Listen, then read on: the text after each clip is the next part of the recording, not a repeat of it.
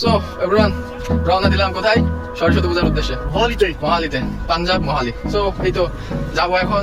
কি ভাড়া করছো? ওটা ক্যাব ভাড়া করছি। তো ওভার ভাড়া করছি, তো ওভার এখন আসেনি, তার কারণে হাইটে যাচ্ছি। এটা হচ্ছে রাস্তা। সো দেখা হচ্ছে সরস্বতী পূজার ওখানে। চলে যাচ্ছি একটু রাইড কার, চলে যাচ্ছি হচ্ছে সরস্বতী পূজা কোথায়, মহালি। আর এই হচ্ছে যে আমাদের ড্রাইভার সাহেব। আর এখানে হচ্ছে যাচ্ছি সেটা হচ্ছে মহালি কোথায়, সেটা হচ্ছে শ্রী শ্রী রামকৃষ্ণ মন্দির মহালি। ওকে, টাটা, দেখা হচ্ছে মন্দিরে।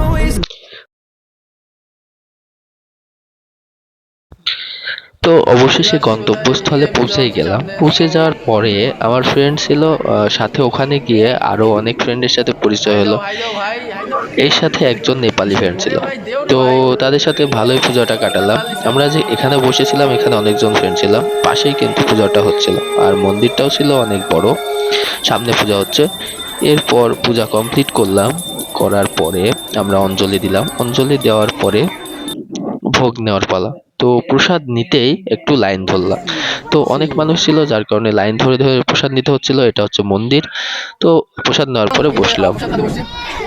পাঞ্জাবের স্পেশাল প্রসাদ, ঠিক আছে, এটাকে ভোগ বলে। তো আমরা তো স্পেশাল হচ্ছে যে পূজার প্রসাদ তো আর হচ্ছে যে কোথাও খাওয়া যায় না, মাটিতে বসে আছে, ঠিক আছে। আমরা মানে কি আর বলবো, মনে প্রাণে বাঙালি, কিন্তু আমরা আসছি পাঞ্জাবে, আসছি তো, যার কারণে পাঞ্জাবি হয়নি এখন। পাঞ্জাবি মানে পারবি না, ঠিক আছে।